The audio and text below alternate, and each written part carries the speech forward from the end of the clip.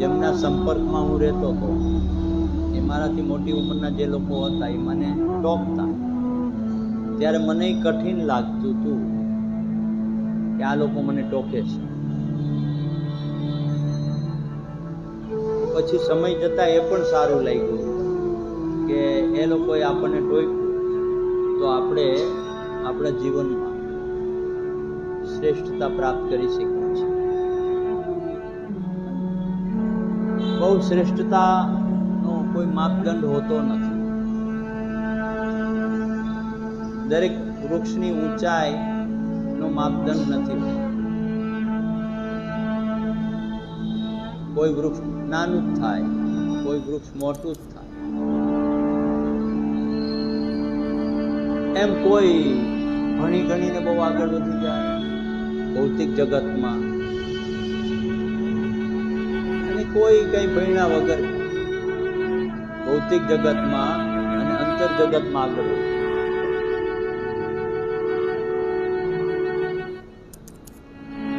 તો અંતર જગતમાં આગળ વધવું જરૂરી છે. ભૌતિક જગતમાં તમારી પાસે કેટલું છે, શું છે, મેં કઈ વાત કરેલી અગાઉ એકવાર. સ્ટીવ વોશ કે એવું કોઈ નામની કોઈ વ્યક્તિ ધનવાન અમેરિકામાં બહુ મોટા બિઝનેસ, નામમાં થોડો અપભ્રંશ હોઈ શકે.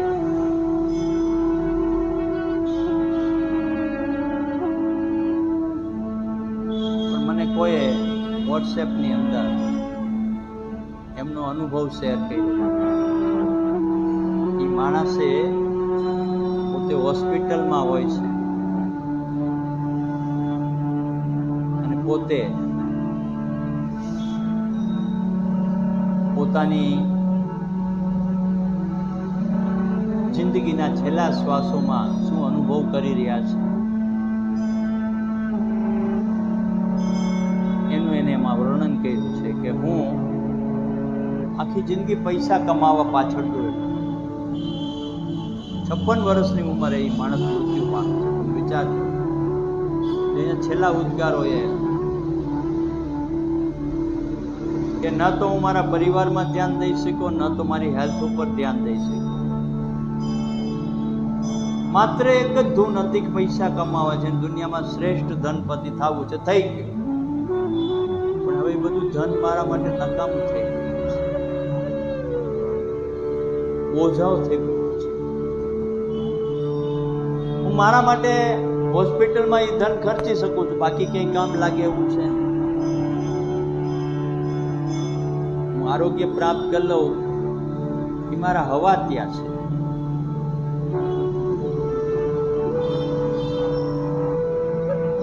પૈસા જોઈએ જીવનમાં, ન જોઈએ એવું નથી. હું પણ કહું છું પૈસા જોઈએ, પણ એની એક સીમા છે. એના માટે હેલ્થને ગીરવે ના મૂકી દેવાય, આરોગ્યની બલી ન ચડાવી દેવાય, જીવનને સમાપ્તિના આરે ન લઈ જવાય. એ જોવું પણ જરૂરી છે.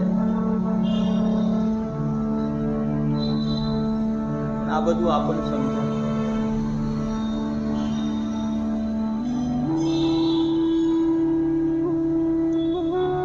કારણ કે સમજણ છે ને ધીરે ધીરે ડેવલપ થાય છે. આપણે યોગ કરો તો જલ્દી થાય છે,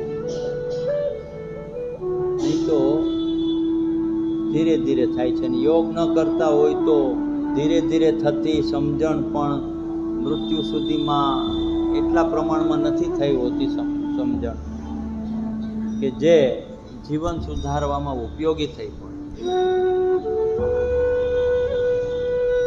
આપણે આપણો રસ્તો સુધારવાનો છે, બીજાનો. બીજા શું કરે છે, બીજા કેમ કરે છે,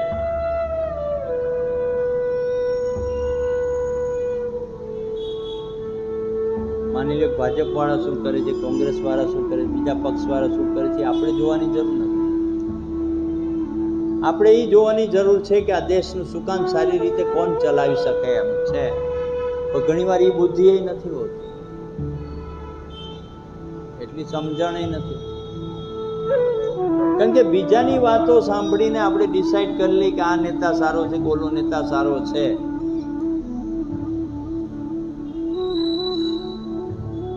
નિર્ણય આપણો ખોટો પણ હોઈ શકે.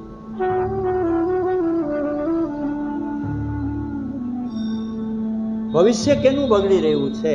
આપણું બગડી રહ્યું છે. કદાચ વર્તમાન આપણું સુધરી ગયું હોય,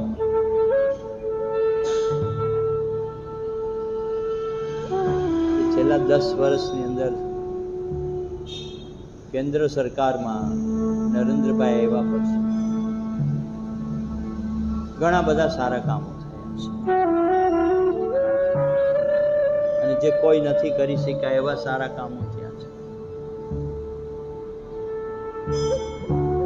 મને કેટલાય લોકોએ વોટ્સએપ કર્યા, કેટલાય લોકોએ ફોન કરી કીધું કે તમને એમ નથી લાગતું કે આ લોકોએ વોટર હોય, ખોટા રસ્તે વોટ દીધા હોય, ભાજપને પૂર્ણ બહુમતી ન મળી, સાથી પક્ષો અત્યારે ભાજપને દબાવી રહ્યા છે કે અમને આટલા આટલા ખાતા આપો તો અમે તમારી સાથે રહીશું.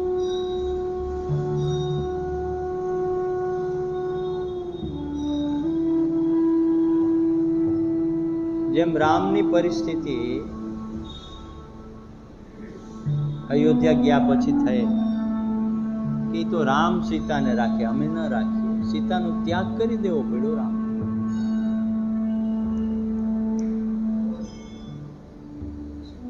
એમ અત્યારે નરેન્દ્રભાઈની પોઝિશન એવી છે કે સત્તાનો ત્યાગ કરો.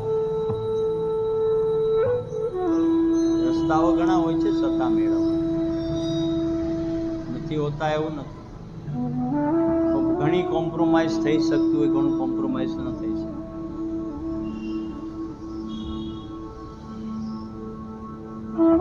અને જેના હાથમાં કદાચ સરકાર જાય બીજાના હાથમાં, એમાં કોઈ સક્ષમ નેતા એવું નથી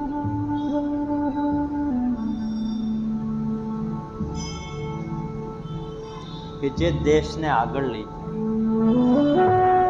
જેને પોતાનો સ્વાર્થ છે એવા લોકો દેશને આગળ ન લઈ જશે. દેશને આગળ લઈ જવા માટે દ્રઢ મનોબળ, જેને પોતા માટે કઈ જોતું નથી. તો જીભને તાળવે ટચ રાખશું, પોતાની જાતને જોશું. આ બધા છે ને ઉદાહરણો છે આપણા જીવનમાં આપણે કેવી રીતે જીવવું એના માટે. ન તો મને કોઈ ભાજપ સાથે લેવા દેવા છે, ન તો મને કોઈ અન્ય પાર્ટીઓ સાથે લેવા દેવા છે. પણ જ્યારે દેશનું હિત છે, ભાજપને છોડી દે, નરેન્દ્રભાઈને યાદ રાખીએ.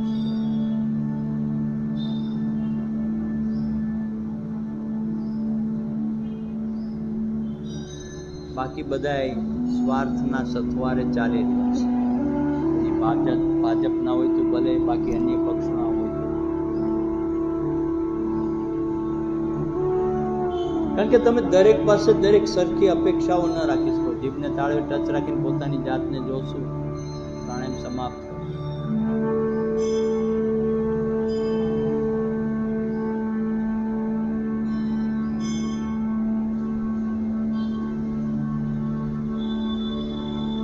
એક જ નેતૃત્વ એવું છે નરેન્દ્ર, એના ગયા પછી કોઈ નવું નેતૃત્વ નિર્માણ નહીં થાય એવું નથી કહેતા.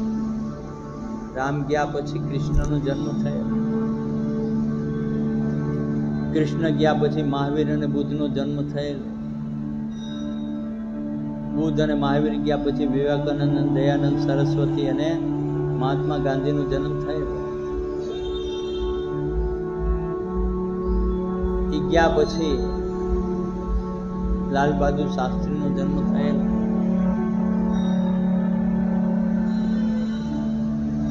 એ ગયા પછી નરેન્દ્રભાઈ જશે તો બીજા કોઈનો જન્મ થશે, નવા કોઈનો ઉદય થશે. વચ્ચેના કાળમાં જે અમુક સમસ્યાઓ આવી જાય છે ને, એ ઘણું બધું આપણને પાછળની તરફ લઈ જાય છે. એટલે યોગનું મહત્વ બહુ જરૂરી છે. તો મુઠ્ઠીઓ વાળશો, પગના આંગળા ટાઈટ કરશો, પેટને અંદરથી ટાઈટ કરશો, અંગળાઈઓ લેશો એટલે કે આળસ મરડશો.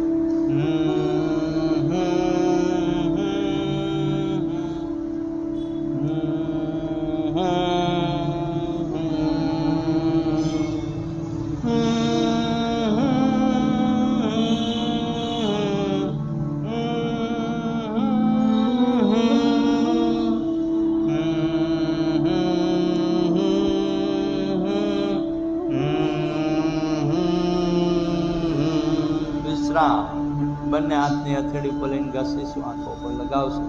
હથેળીઓમાં આંખો ખોલીને ચહેરાને મસાજ કરતા કરતા હાથ હટાવશું, બંને પગ લાંબા કરી થપથપાવશું, પંજા ટકરાવશું અને ન્યૂ વર્ઝન વાળું બટરફ્લાય કરશું.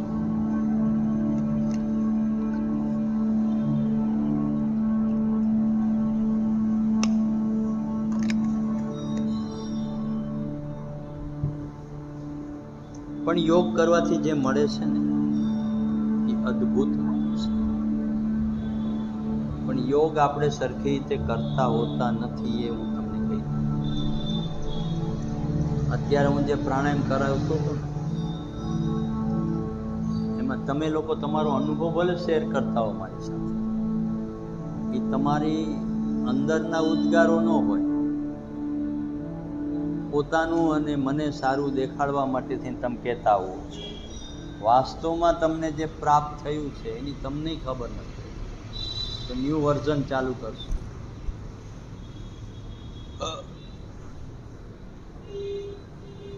ચલો માસ્ટર સાહેબ, તમારો અનુભવ શેર કરો.